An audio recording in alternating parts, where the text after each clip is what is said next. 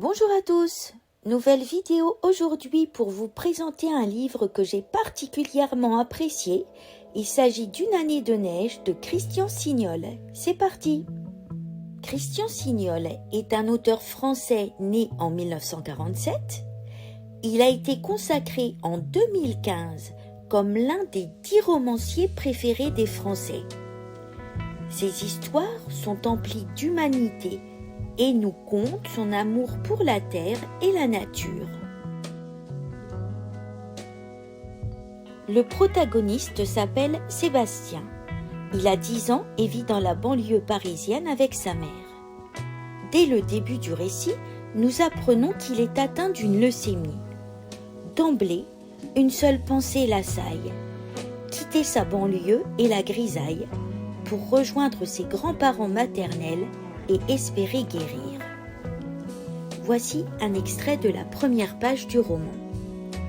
L'enfant avait tout de suite compris que c'était là-bas qu'il devait partir, loin de ces murs gris, au milieu desquels les gens se regardaient sans se voir, loin de ces immeubles où la lumière du jour ne pénétrait jamais, de ces lieux redoutables où un médecin inconnu pouvait vous dire que vous alliez mourir. Ses grands-parents maternels vivent dans un petit village situé à la frontière du Lot et de la Dordogne. Sébastien est convaincu que c'est le seul lieu où le malheur n'existe pas. Ses grands-parents, Auguste et Cyprienne, vivent chichement. Ils sont appréciés de tout le village et bien évidemment de leur petit-fils, car ce sont des personnes authentiques et altruistes. Auguste et Cyprienne vont lutter contre la maladie avec Sébastien en l'encourageant à aller de l'avant, en l'attachant à la vie et en profitant de la nature. Auguste connaît le pouvoir guérisseur des plantes. Il les a utilisées à de nombreuses reprises dans sa vie pour guérir de petits maux. Sébastien retrouve alors espoir en pensant qu'une plante pourrait le sauver. Parmi toutes les fleurs et toutes les plantes que tu connais, il n'y en a vraiment aucune qui pourrait me soigner ? Auguste baissa la tête, comme prise en faute. Non. Puis, il se sentit tellement coupable qu'il murmura: « Il y en aurait peut-être une, mais on la trouve rarement. »« Laquelle ?» fit Sébastien, soudain redressé par un espoir qui effraya Auguste. « Il faut que ce soit une année de neige, qu'il y en ait beaucoup, alors parfois on en trouve. Comment s'appelle-t-elle ? » L'hellébore. L'hellébore ? Jamais entendu parler. C'est qu'on n'en trouve pas beaucoup, tu comprends ? À quoi ressemble-t-elle ?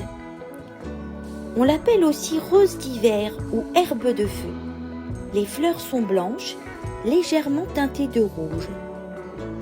Auguste savait très bien qu'il était impuissant, et ses herbes aussi, mais il était persuadé que, dans le pacte tacite qu'il avait conclu avec son petit-fils, s'il devait y avoir une guérison, elle commencerait là, dans leur espérance, au-delà de toute raison, en une fleur qui n'avait pour elle que sa rareté et sa beauté. Puisque rare et belle était leur alliance, cette complicité où les mots, finalement, tenaient peu de place et s'effaçaient sous quelque chose d'indicible, mais de tellement plus grand. Un jour, Auguste rentra plus tôt. Il s'approcha de Sébastien en tenant dans ses mains réunies en coupole les fleurs mystérieuses qu'il cherchait depuis plusieurs jours. Ils étaient là, devant ses yeux, ces fameux pétales blancs veinés de rouge à l'extérieur. Nous arrivons à la fin de cette vidéo. J'espère que cette présentation et les extraits lus vous auront plu et vous donneront l'envie de lire Une année de neige de Christian Signol. À bientôt!